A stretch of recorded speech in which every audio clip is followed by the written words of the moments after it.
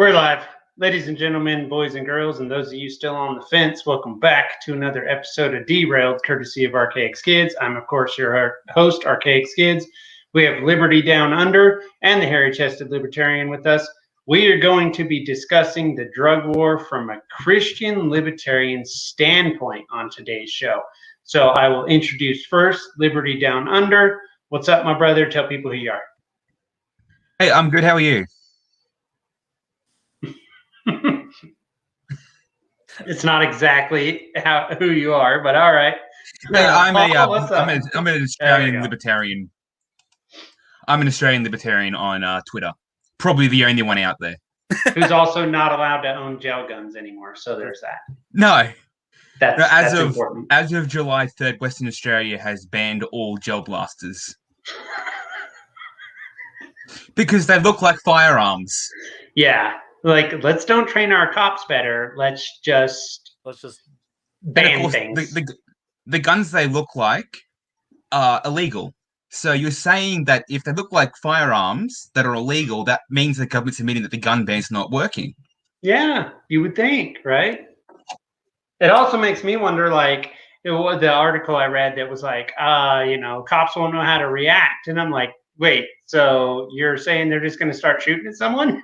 Because that seems dangerous. Like, yes. Maybe you should train them better. Yeah. Send them over to Israel. That's what we do. Anyway, right on. Hairy-chested Libertarian, go. Howdy. I'm the Hairy-chested Libertarian. Find me on Twitter at THCLofficial.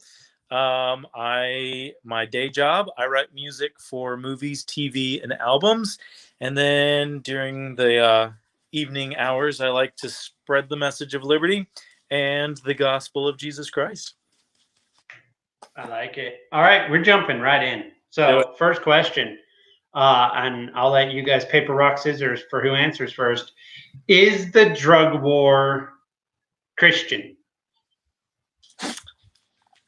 Who goes first? You want me to go first? I don't care. Sure, you can go. You guys. Sure, I'll go first. No, it is not. Not in the way that we are currently handling it. In the Bible, there is no prohibition against drug use. That does not mean that I think Christians should be doing it.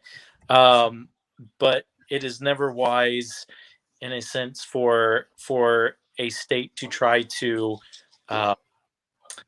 mandate or try to legislate morality in what I would call the gray areas. In the black and white areas, murder, theft, lying, cheating, stealing, yes, legislate that. I mean, I think the state sucks at it, but if you're going to legislate something, if they must, then go for the black area, for the black and white areas, the things that are definitely wrong.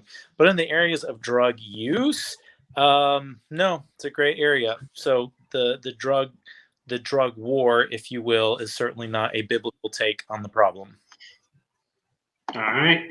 Liberty Down Under? Yeah, I'd completely agree with that. I look at the sense that the Bible says when it comes to alcohol, which it does cover a fair amount, it says don't go to the excess. Mm-hmm. But we see in the Lord's Supper that wine is fine. Again, and like before that, Jesus turned water into wine. So that's a social, recreational setting.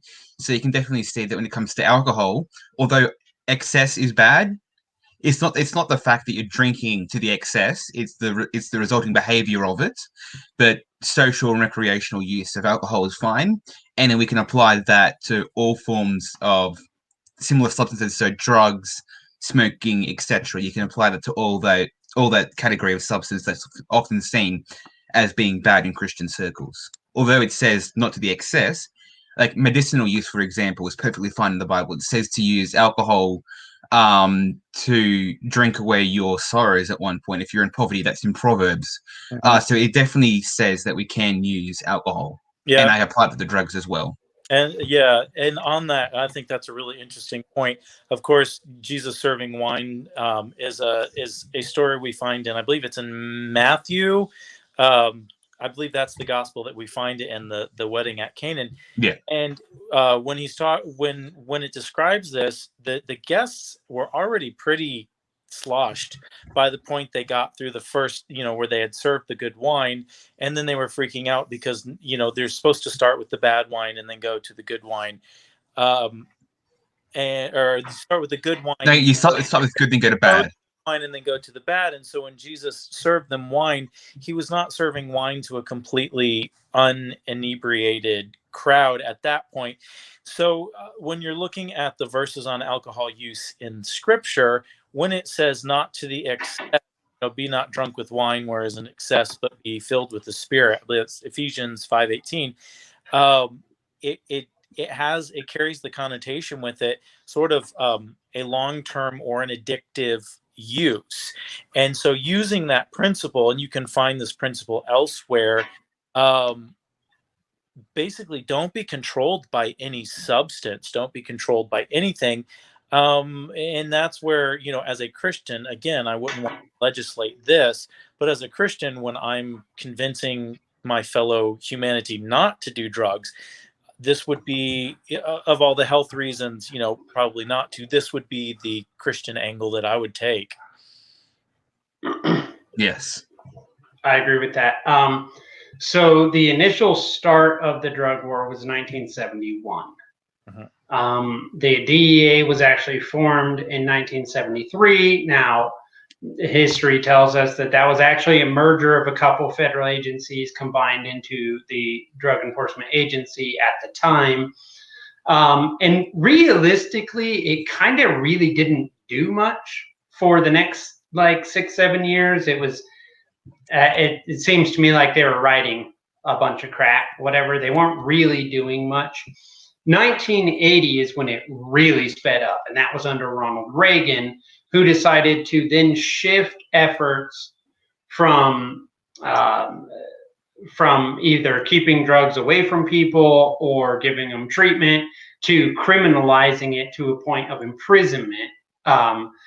And so in 1980, for instance, about 50,000 people a year were being locked up via drug convictions. And, Reagan's push and increase in Congress's help, including your current most favorite president of American history, Joe Biden, who wrote a lot of that legislation. By 1997, it was 400,000 people a year. Do you all think that number has gone down or up since 1997? Man, I think with Kamala Harris alone and pot arrests, probably gone up. Funny thing is, I was born in the 80s, and I remember, when DARE came out. DARE was a big thing, and all of a sudden, drugs are really expensive. Yeah, they had a very good acronym, right? I don't even know what it stood for. Drug awareness something. I forget what the actual acronym. Yeah, I don't think anyone knew. It was seeping into pop culture. So you'd be watching the Smurfs, and then all of a sudden they had this DARE commercial, and they made the mashups where you had, all of the Hanna-Barbera cartoons and all of these other cartoons that all came together in this epic, let's save someone from drugs. I wish we would have learned our lesson from Prohibition when the government said, hey, let's cut down on alcohol, and completely failed to do so. Ended up killing a lot of, I think, over 300 American citizens by poisoning it. Whenever they get it in their head to stop something that they have no right to stop, unfortunately, it's we the people that always pay the price. We're the ones dying for it. And I just wonder, you start putting that many people in a federal prison system, someone's got to get paid per prisoner. And whenever the government is involved, I tend to be skeptical anyway, but I always want to know who's getting paid for this. And I know that prison turned into a big business.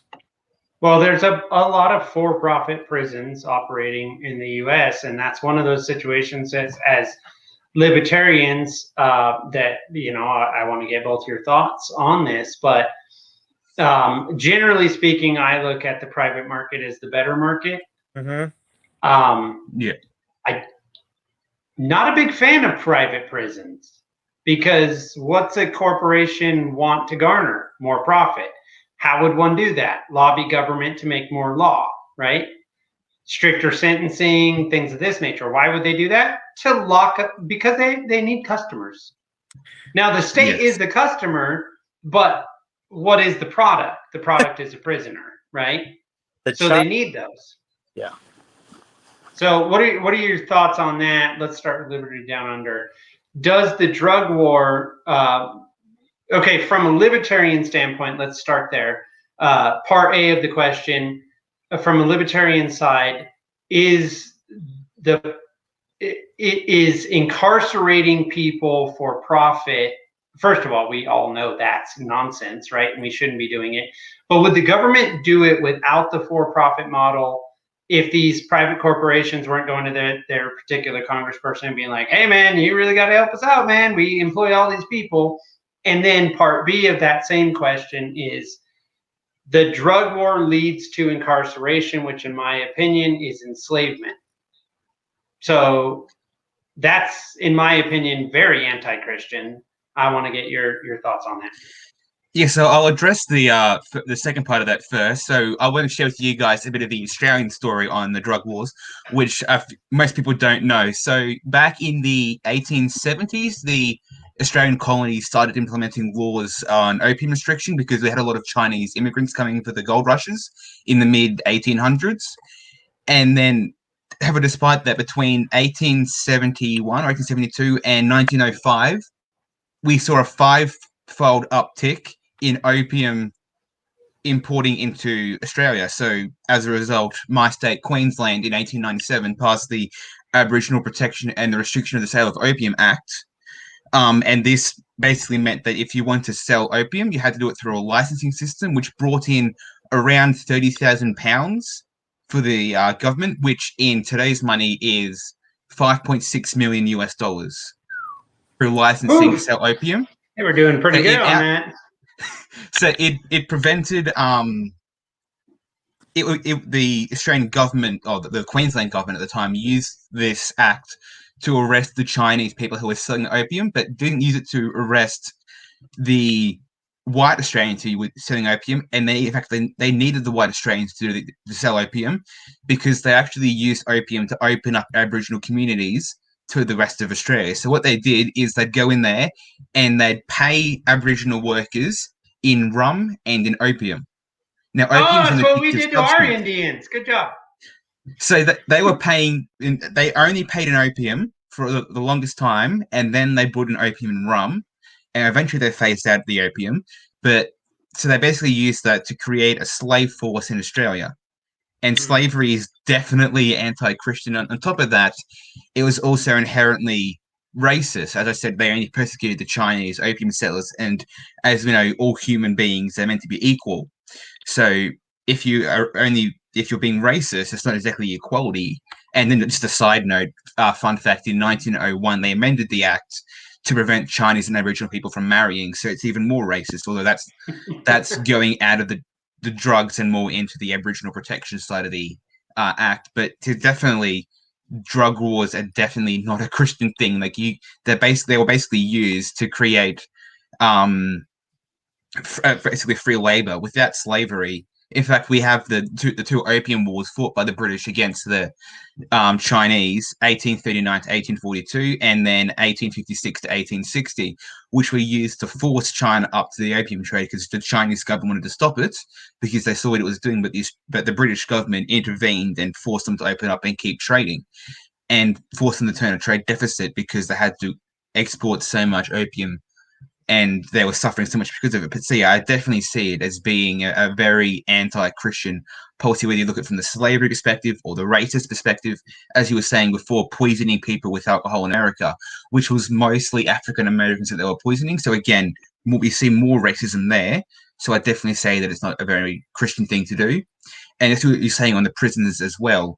The way I see it is that probably having private-run prisons where we have lobbying the government to arrest more people to fill the prisons up, and then you build more prisons, is probably one of the worst things about capitalism, in my opinion. So, like, although as an ANCAP, I don't believe we should have prisons, but if we do have them, I think we should keep it run by the government because there's less incentive to make crimes illegal then.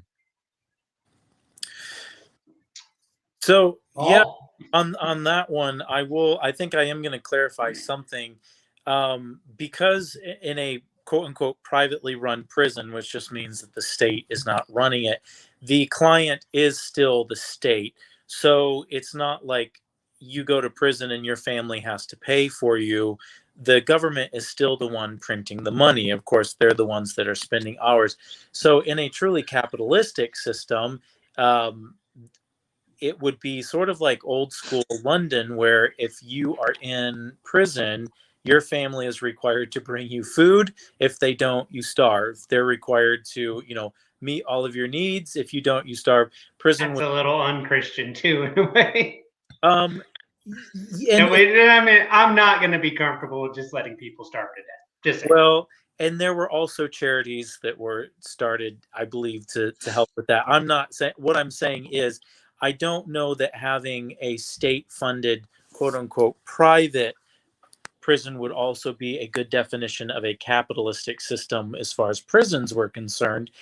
And the Bible does talk, quite a bit about penal action to be taken against people if they did something. Oddly enough, or strangely enough, and I'm trying to think very quickly through Deuteronomy and Leviticus and all this. Incarcerating someone or locking them up was not. I don't know that was ever part of the Old Testament system for how to treat. No, it wasn't. Yeah, it was not. No, this idea, not in the Old Testament. And I can kind of see the wisdom in that. Obviously, if someone was a threat to society, they just killed them.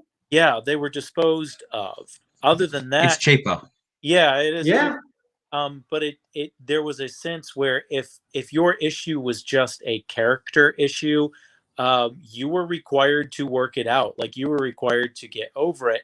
I think in a truly libertarian / capitalistic system, something like that could come back, where all of a sudden, if it was not on the taxpayer base to pay for prisons, then they're going to find some alternate punishments, or they're going to change the nature of what gets you sent to prison. And I had another, you had said something, I had another thought on, it was a really good, you were saying something, it was a really good thought. Hopefully it'll come back to me. But yeah, in that sense, I don't think it would be a great libertarian strategy to keep the prison system open in the way that we have it. Honestly, I kind of like the whole, what do the Brits call Australia anyway? A bunch of bloody thieves and stowaways. Like, the entire island was a penal colony at some point, which the state of Georgia was. Well, on the upside, it's locked down again. It has been for 16 months. It's basically a penal colony again. It's just now they're doing it to each other. They're hip. They're going back. But look, what was it in 97? They took all your guys' guns away. It's almost like you could have foresaw this coming. Yes. It's almost like they maybe couldn't have done this had you all not been like, oh yeah, that makes sense. We live on an island. We're pretty safe. Here you go. Oh, wait. Now you're going to just lock us in our house? This sucks. Oh, and I remembered what I was going. I'll wait till you ask another question, but I remembered the point I was going to get back to. No, go ahead. Just drop it on us. It was a little drop the knowledge on the derailed side. The other thing that when government decided to get involved in the whole drug wars, the only thing they could see these plants and chemicals, the only use they saw them was in the vice. And yes, some people were abusing the vice. But as we've seen recently, now that marijuana is kind of getting another crack at society, we're finding that there's a lot of medicinal property to it. Same with opium, same with heroin, same with all of these other drugs where, yes, you can abuse it. You can definitely use it for something bad, but there are also other uses for them. And I think eventually the market would have solved this problem where, okay, do you think big pharma makes more money than your local, pot dispensary. Like I think if big pharma could find a way to monetize this, or someone could find a way to make a medicine, some kind of cure, something that they can work with this in, then we would see a repurposing. There's a different way to constructively make money off of this. Will people still abuse it? Yes. Humans are sinful. They have vices. They're going to want to escape something. But that's where our job as a Christian is to tell them of a better way, a way to be free, and, start encouraging stronger families, stronger communities, which I think makes them less likely to go for illicit drugs. Agreed. One of the things I would add there is that Big Pharma is now starting to involve themselves in marijuana. Pfizer, for instance, has just built a $2 billion facility in California, grow facility. They did it under subsidiary company, but they're involved now. Like now they're like, oh, okay, well, we know the feds aren't going to come after us, so we're gonna get our beaks wet. And of course, they have God knows how much money after this whole, flu. I imagine all the boomers are finally dying off. And so the old guy that was running everything that kept going, "You dang hippies!" on. And now it's the Gen X guy who's in charge. And he's like, I can monetize that. Yep. True. Yeah, so staying on the prison argument, one of the things that happened was Reagan's wife, Nancy, who was such a sweet sweetheart, she decided to spearhead the Just Say No campaign, right? Which obviously worked, which is why this war's still working or going on. But one of the things that came out of that also was mandatory minimums for drug offenses. Now, the number one thing that people go with is that the difference between cocaine and crack cocaine are exponentially different in mandatory minimums. And there is a statistical argument to be made that the crack cocaine, which carries a much harsher sentence, disproportionately affected minority communities. Now, my personal opinion is they did that on purpose. Like they knew who was doing what, and it was essentially, I know a lot of people say, oh, it's racist. They were going after the minority community. I don't think that's true. I think they were going after poor people, poor people that couldn't fight back. More people of means could afford cocaine, right? People that didn't have means, didn't matter their race or whatever, they would take the crack cocaine. Now that's my personal opinion. I'm just the way I'm looking at it.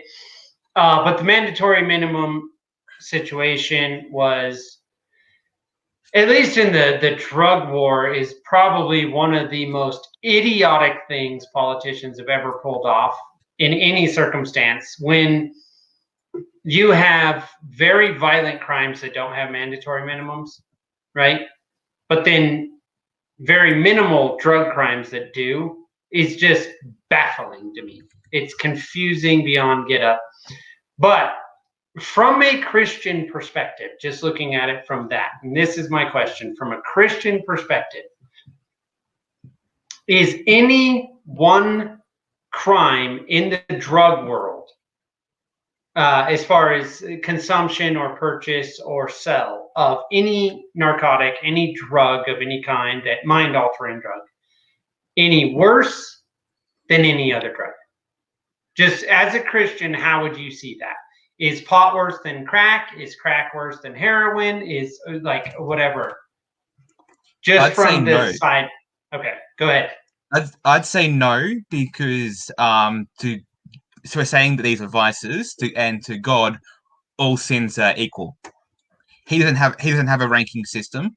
So although humans do, so for example, for the Jews, 10 commandments were superior to all other laws in Leviticus and Deuteronomy. However, to Jesus, all sins are equally offensive to him, except for the unforgivable sin. But other than that, all sins are equally offensive.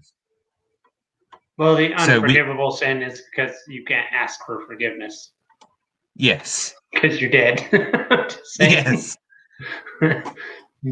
So, Paul, what do you think? yeah. So, in answer to your question, in a sense, no. In the Reformed tradition, we do believe that there is a strata of sins, meaning some sins are worse than others, but the Bible was very specific on which sin is worse. It's kind of like it wasn't the unforgivable sin. It's a oh goodness, it's like question 10 on our catechism. Get back to it, but I just read it over the other day. That doesn't really play into it because what you're talking about, taking the drug, selling the drug, using the drug, that in itself is not a sin. However, the Bible is very clear for those of us who believe that if you are what we call a stumbling block, if you cause another person to sin, so someone who is staying away from drugs because they are under its influence, if they are trying to escape the influence of the drug, then to make them think that it's okay to go back under that influence, that part would be the sin, but the actual part of using, selling, or whatever in itself is not the sinful part. And so in essence, it kind of does go from person to person whether or not that would be considered a sin. So I can have a glass of whiskey at the end of the day and be fine. Drunkenness is not one of my vices. You know, but there I have friends who struggle with that. They've gone through the programs, and for me to say, oh, come on, just this once, you can do it, then I am what they call a stumbling block. I'm sort of encouraging them to sin, and as a fellow Christian, I shouldn't do that. Now, if you're talking about unsaved people, then yes, they are equal before the Father in that they are unsaved. They are at war with the Father. He is not at peace with them, and so the ultimate end for their sin is the same. It is death and eternal separation from God in hell.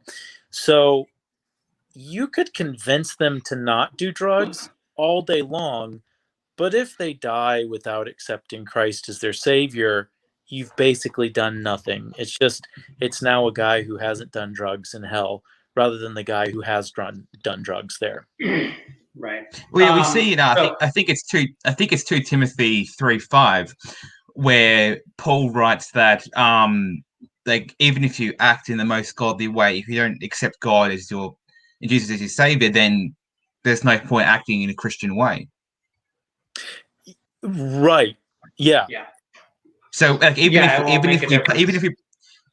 if you passed all the laws you wanted to regulate behavior and make sure that no one takes drugs, and we said that taking drugs is a sin, if you did all you could to make it illegal, if the people who didn't take the drugs aren't Christian, it's all for nothing.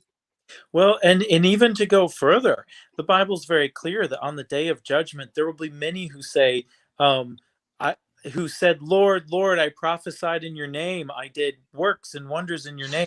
And he'll say, depart from me. I never knew you, I never knew you, accursed into everlasting life. So it's not like there will be people who are quote unquote professing Christians who, have tried to win the favor of the Father in ways other than so there are also going to be good people that don't make it because they are trying to win the favor of the Father in a way other than he prescribed. So yeah, it's the gospel transcends the war on drugs so much further, but there really is this equalizing standing outside of grace, and there is an equal standing inside of grace. Everyone who has graciously gifted faith are equal before the Father. We are seen as joint heirs of Christ. He sees us through the blood of his Son. We stand righteous and pure, not of our own merit, but because of Christ. Consequently, it doesn't matter what your lifestyle is like. If you are outside, the covenant, if you will, or the family of God, you are also seen in equal standing before the Father. That standing is just in damnation. Fair enough. So there are a lot of things that people cite about the Bible that, in many cases, make me go, "Have you read said book, or you just like saw some nonsense on social media or something and you're repeating it?" I think that's actually seems to be a lot of it. I have personally read it cover to cover multiple times. However, in preparation for this particular show, I did ask some friends of mine for their thoughts on drugs in general from their knowledge of the scriptures, to see where they might say where the Bible says drugs bad, right? I just wanted to see what they would say. And the most interesting response that I got, and it'll probably stick with me for the rest of my life because it was hilarious, but was a lady friend of mine who stated that it says in Genesis, drugs bad. And I went, what? And she said, the forbidden fruit. Ah. And I was like, oh, hell, here we go.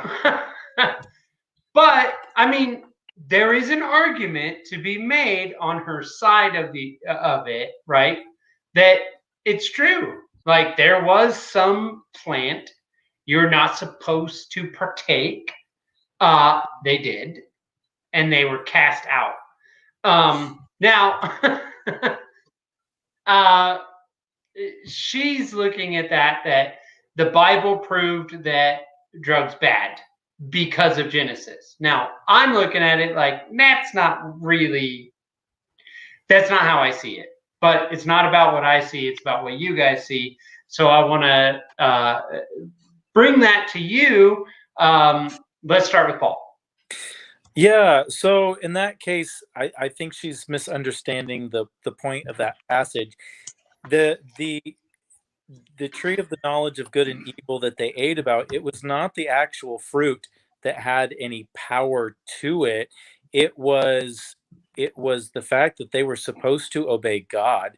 Here Adam and Eve are in a utopia. They're the only people that were ever sort of morally neutral, and they were persuaded. They chose to disobey God. We don't know. See, that's what happens when you give people free will. I'm telling you. Yeah. So we don't know what the tree was. We don't know what the fruit was. Many people call it an apple. I mean, it was obviously pot. Come on. Yeah, obviously pot. They took it, they ate of it. There was no power in the actual, it was not magic fruit. It was disobedience. Yeah, that was the crime, was the disobedience. It was not the actual substance of what they ate. Right. And that's how I would see it. But, that's personal opinion. Liberty, what do you got, bud? Well, if you want to say that it was a drug, then you've got it that's open to interpretation. But you've got to look at the rest of the Bible and see if there's any proof, because it could be a drug, it could be a banana, it could be, we don't know what it is. So you've got to look at the rest of the Bible and try and find more proof that will actually tell you definitively what it is. And sadly, we don't have that. Actually, if you look at Genesis 1:29, God says that he gave every plant that bears seeds and every plant that bears fruit that bears seeds to humans to have as good for consumption. So you could actually say that in that sense, drugs are fine. If you want to look at that, if we're going to go back to Genesis and look at the very start of Genesis, we can say that it does say that all plants that bear seeds and all plants that bear fruit that bear seeds are fine to have. Yeah. Right, but that wouldn't actually cover all drugs. A lot of drugs are synthetic, made from other chemicals. That would cover seeded drugs. Yeah, but it covers those drugs, but those synthetic drugs also wouldn't be the drug on the plant. Fair enough. So I'm also, simply you can't actually make anything. How did Kim Ruff put it to me? If you don't mine it, you grow it. Yeah, and you have to take into account that the other principle about being controlled by the spirit and not by substance then kicks in. Again, anything can be used for disuse. Food is good for the body. The Apostle Paul talks about not that. Twinkies. But there's a sense where you can take even good food and overeat on it. Right. So Right. so there you can take, and this is one of the major lessons of the fall of man. God created a perfect world for us to enjoy, and we could take something that was good and misuse it. Immediately I think of Romans, marriage is honorable in all, but in the bed undefiled. But whoremongers and adulterers shall have a place in the lake that burns with fire. Sex was made for marriage. It's good. It's meant to be enjoyed in the bounds of marriage. Now, not all of us have, kept with that, but including every single person that's talking right now. The important. Well, maybe not Babyface over there. Probably still a virgin. We're not sure. And yeah, so the point is, God made something that was good to be enjoyed, but there is always limitation. There's always a way to use something that's good in a bad way, and I would say that drugs fall in that. Personally, drugs would fall in that category. I would. Yes. Yeah, I would agree with that. Liberty, anything to add on that one? No, I completely agree with that. Okay. So in regard to that, and I like where you went with Genesis there, that, if it's basically, the argument, Cat Williams makes this argument in one of his stand-up specials, which is hilarious, where he's like, look, drugs are like something you got to have a lab, you got to put this in and put that in and add your rat poison and mix it all together. And, I don't know the recipe, but whatever. But marijuana just grows that way, right? And he, in the special, goes, it's God's plant. What are you doing?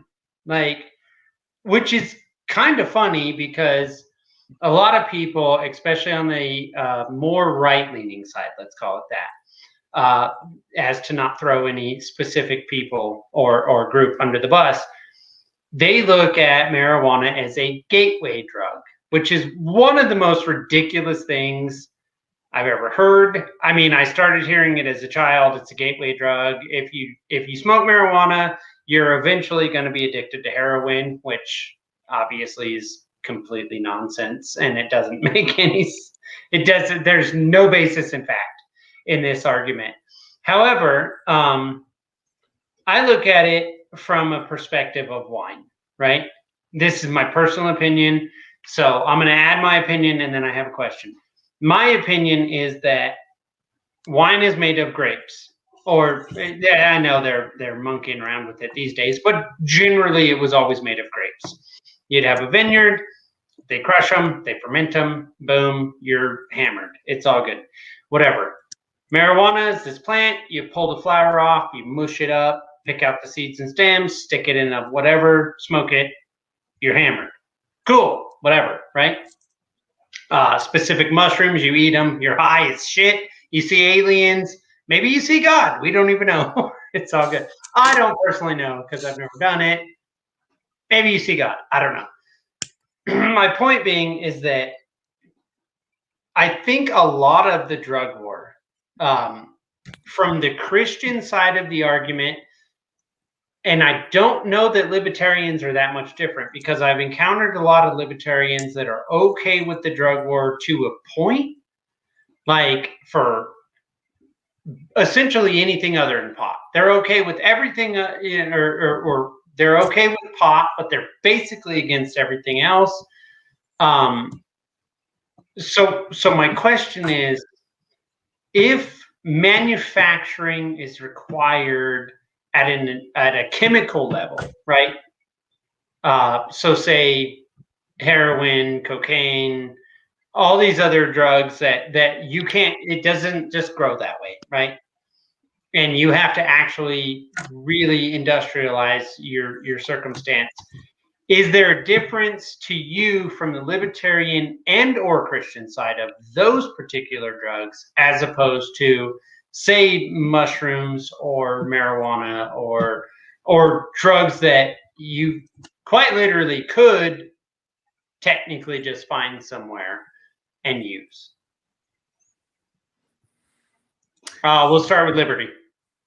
So I'd say that there's not much difference. So all of those drugs, synthetic or natural, at some point has to have a natural point of origin.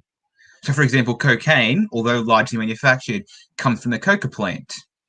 So all these synthetic drugs they're still made up of natural elements. So I wouldn't see there being any difference. It's just that there's more manufacturing involved. But to me, I don't see any difference. Like, it's the same as in smoking tobacco versus getting a manufactured cigarette. Like a tobacco pipe versus buying a cigarette. It's still essentially the same thing. Yeah, I completely agree with that. No, on a moral sense, I don't think that the amount of manufacturing changes the right and wrong of it. In a libertarian society, if I lived in a society where everything was libertarian, the only thing that they saying no, you can't do is just the illicit ones. The ones that you gotta do in a lab. I mean, I could live fine in a world like that because, again, drugs it's not my vice. But if you want to be truly free, then you've got to be truly free. Again, you have to be free to make the bad choice, and understand that A, you live with the consequences, and B, those of us who are evangelical Christians, we've got to. It's kind of up to us, not up to us, but we've got to spread the word that there's something else. I think the thing that we don't talk about a whole lot in this is sort of the reasons why people are taking these drugs. What's so attractive about it? Not like, oh, I'm in pain, I want to escape the pain, but I think there's something a lot deeper that goes down to a very spiritual level where they're experiencing something that they want to escape from. Save the curious, college student who just wants to see what a trip on a mushroom is like. I don't think that's necessarily the college student. I think that's actually most people. They're like, let's just give it up once. Yeah, and see what happens. There is that idea of curiosity. I get that, but I would be very curious to see what most people, what are their reasons for doing it? And I'm going to guess that it stems from serving a much smaller God than the one that created the universe, that there is a deeper need that they're trying to escape. I can't say that from any study. I'm just supposing at this point. But once you get to the spiritual level, I think much of the problem not goes away, but you get more to the root of the problem, why they're gearing towards the vice in the first place. I would just think it's boredom. I don't think we can say it's pain or curiosity alone, because in Australia, 43% of all adults, 9 million people, have taken illicit drugs. So you can't say that it's simply curiosity or pain. Right. There's going to be some greater underlying reason there that we haven't thought of. Right, and I'm not. Which is probably the spiritual reason that science won't cover. Right. And I'm not trying to make a binary choice. It's either you're curious or you're in pain. But I think that to say that people are just taking it because they're bored, they're taking because you can't. I really think that looking at the spiritual reason, which would be not political, that's a job for the Christian, not for the politician. I think you would find a lot of people who have a darker reason why they're trying to escape to a world using drugs, alcohol, whatever, overeating. Pick your poison. I think there's a deeper reason to it than just they're curious. I think it might be just. I don't know. I don't think there's any one thing. I don't think you can tie down to one thing. I think there's a multitude of different things that people are facing or going through or whatever that cause this particular circumstance to take place. And I don't know Well, from the libertarian side of me is like the state should stay the hell out of it. It's their personal business, right? The Christian side of me says the state should stay the hell out of it, but I should be able to go and talk to that person, ask them questions. And if they kick me out, that's fine. But if they want to talk, then I think as a Christian, that's the way you handle that particular circumstance. You go and talk to the person and say, hey, man, why are you doing this thing? Right? Well, yeah. And I mean, Yes. Liberty, I got to say, that high of a percentage, and I don't know what the American percentage is. It's probably worse. I was going to say, chances are one of your neighbors or someone close I'll be by right back, guys. probably affected by this. And so, again, that is one of the jobs of the Christian is we are to live in our communities. We're to know our neighbors. We're to build that relationship. So when we see something like that happening, we are more free to approach them as someone they know that cares for them, and is also Christ-like in our own behavior. Yeah, I agree. I'd say we have, as Christians, we have almost an obligation to go to the weaker brother and say to them, hey, can we help you? Like, it's their choices whether they accept that help, but we have a moral obligation to, without using the state, because if the state gets involved, they will force them to not do it. So, for example, with going back to alcohol in Australia, the tax on alcohol, on beer is 42%, and on whiskey and gin, it's 57%.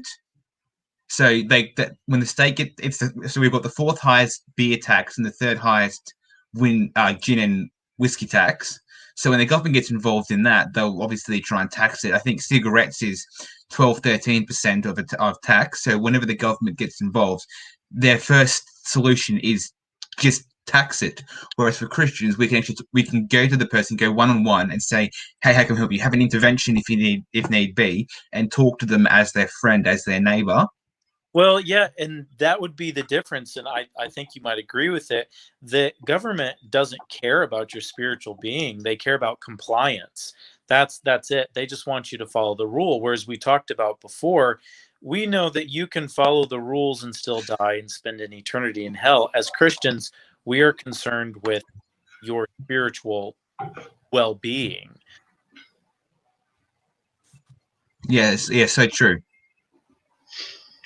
Well, spiritual well-being is probably the most important thing. And, part of the reason I want to have this conversation, and by the way, shout out to Liberty Down Under. He was the one that came up with the entire idea to even do this series of conversations that we'll be having, was that and you brought it up too there, Paul, that the Christian side of the libertarian movement does never get any recognition. And one of my biggest concerns, and I brought this up to people that I was speaking with that have much bigger platforms, was that, hey, you guys like to have these discussions, but it's a bunch of atheists. Where's the Christian? Where's anyone to push back against your ideology? And they just never invite them because, circle jerks are fun, apparently. I have actually been reaching out to some atheists to have these conversations with us so that they could challenge our thought, our thinking, our thought process.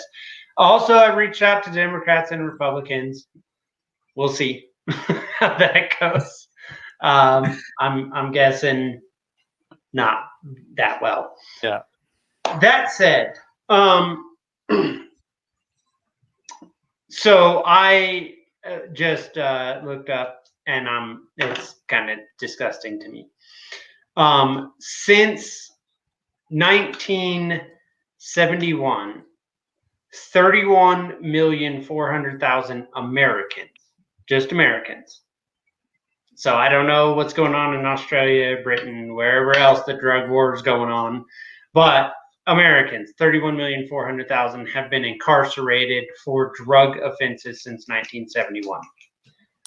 Of that, so that's 6 million people more than the entire population of Australia, basically. So That's fine. you've basically locked up every No. Australian and then some for drug use. Oh, Yeah. that's basically every Australian and New Zealander for That's drug use. based on spending more than 3 months in penitentiary. So Yes. if they spent more than 3 months, then they're in that statistic. Now, in that same number, 700,000 died in prison. Ooh. Now, they don't say how they died, just during incarceration, they died. Yeah. I mean, so who knows, whatever. There are 191,000 people that have received life sentences since 1981 for marijuana. Life sentences for a plant. Is that for buying or selling or possession, or what's that one for? I don't know. It just in says general. that's what they got charged with. It's That'd be mostly be people who simply have it for personal use. I'm gonna assume it was probably selling or Yeah. purchasing large amounts or something. I don't think it was like some dude rolling around with like, you know, a quarter bag or whatever, and they were like, life for you, buddy. Now, that may have happened too. I don't know. My point is that this is the worst statistic that I found, by far, the absolute worst. Since 1971, the drug war has killed an estimated 85 million people globally. Wow. Ridiculous. Now, I'm sure they're trying to statistically base that on cartel violence and but you killed over 80 million people. Yeah. And we have 400,000 people a year that overdose in the United States of America every year, overdose and die. Right now, 400,000 a year, which, by the way, way worse than gun violence. Just saying. Point being, you lost. The war's over. You lost. The Christian thing to do is go, we lost. Like, here's a thought. How about we try to help people and stop throwing them in prison? Stop killing them. Just a thought. Yes. Yeah. And again, the libertarian side of me says that that's ridiculous to lock them up for a plant for that much. Christian side of me says, yes, give us a chance. Like, you've tried throwing them in prison, you've tried DARE, you've tried all of this stuff. Every time you try to make it better, the state makes it worse.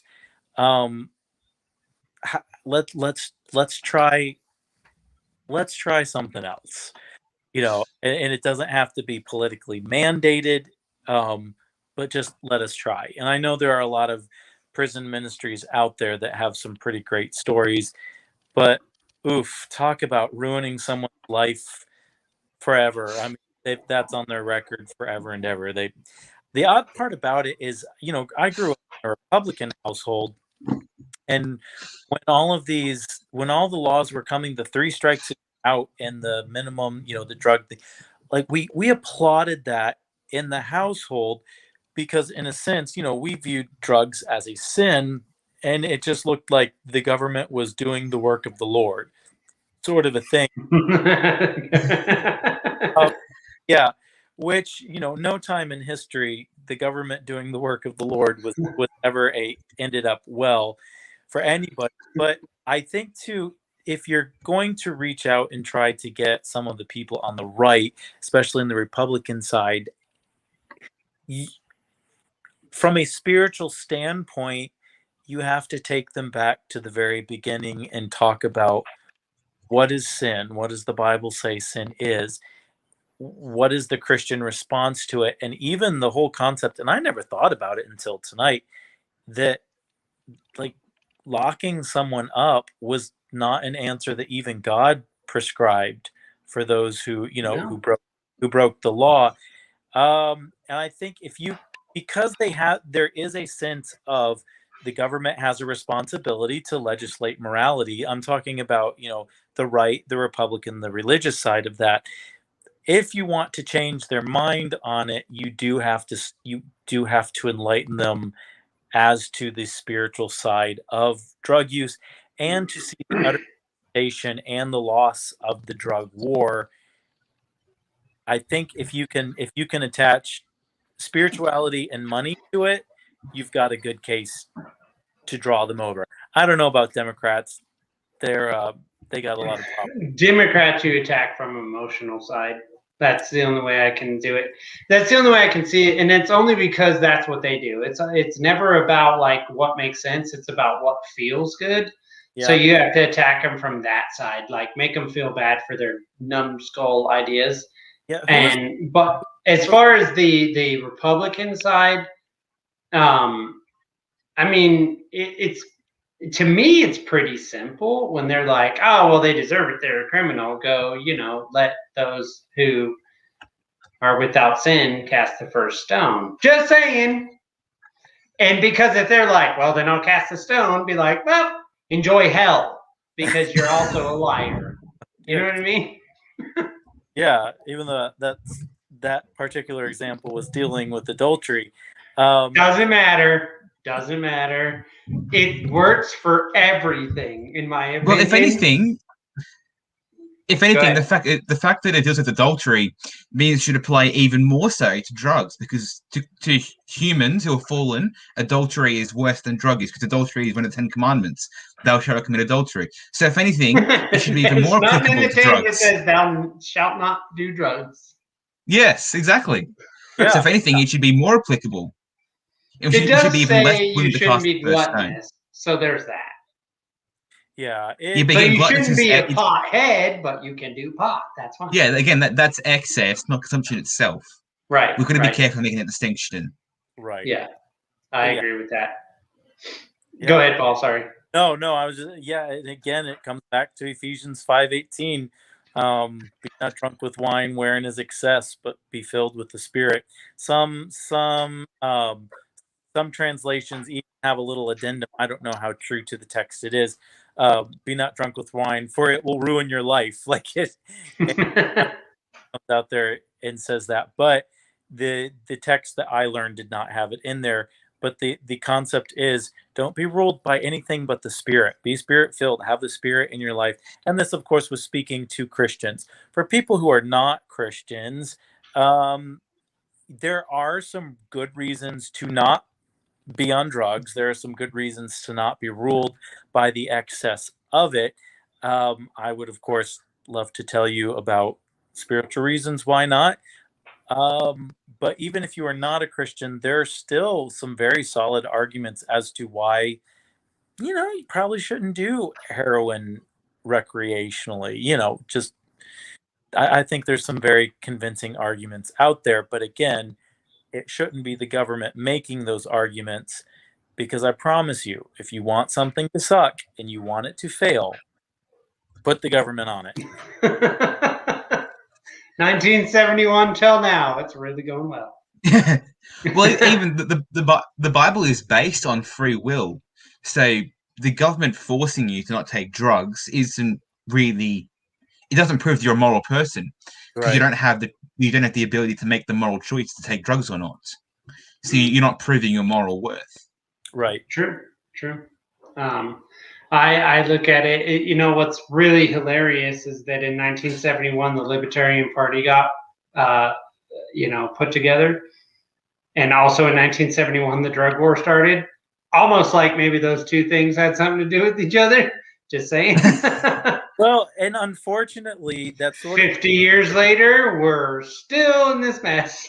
Still in the mess. And I think one of the great things about the Ron Paul revolution was you finally had someone who came out and sort of put to bed this idea that libertarians are just hippies who want to smoke pot, which is what I grew up thinking libertarians were. I wouldn't give them the time of day because it's like, they're just Republicans that want to smoke pot. And it wasn't until I heard the arguments of Ron Paul, and it was not about the pot or the drug usage. I don't even know that he talked about it all that much, but his was, you have agency, you own yourself. He made if you want to poison yourself, go for it. And this is where I think Christians in the liberty movement really should be vocal, where we say, hey, listen, we don't believe that the government should be mandating this. Yes, we have spiritual reasons why we will try to convince you to not, But again, it has to be your choice. And I think that the message of liberty and the message of liberty in Christ go hand in hand. They are a very strong combo. And I really hope that there will be more Christians in the liberty movement that stand up and proclaim that message loudly. I hope the exact same thing. We are at our hour, so we are going to let this particular side of the conversation go. I have written down, so this is going to be, just for everyone that watches this, a multi-part series of conversations that we're going to be having over Christianity and the libertarian movement, and where do they intersect? Do they actually come to a point where they can't get along? So this was our first part. I don't know. I was looking at 10 parts. God knows, it could be a bunch of parts. We have so many things to discuss. Abortion. We have, gun. There's so much to discuss. Who knows? And unfortunately, they all require their allotted amount of time that's necessary. It's not something you can jump through very quickly. So that said, I hope you enjoyed this conversation. If you do have any questions, everyone involved in this conversation's links are in the description below. You can click any one of us, DM us, ask us questions, and we'll do our best to answer, possibly even answer on a future show. That said, Liberty Down Under, tell people where to find you, and if they have any questions, how to get in touch with you. So you can find me on. Or tell them to go piss themselves. I don't care. So you can find me on Twitter and on Instagram at Liberty Down Under. Yeah, and feel free to send me any messages about what we've talked about on the show today. I'd love to hear from you and hear some feedback. Awesome. Paul, you up? Yep. Find me at THCL Official on Twitter. That's my new app. My other account got nuked. And of course, you're always free to check out my tunes on YouTube at PT as in part-time Superman, or my music website, www.houseoflelmusic.com. Nice. All right, everyone. We'll see you next time. Peace.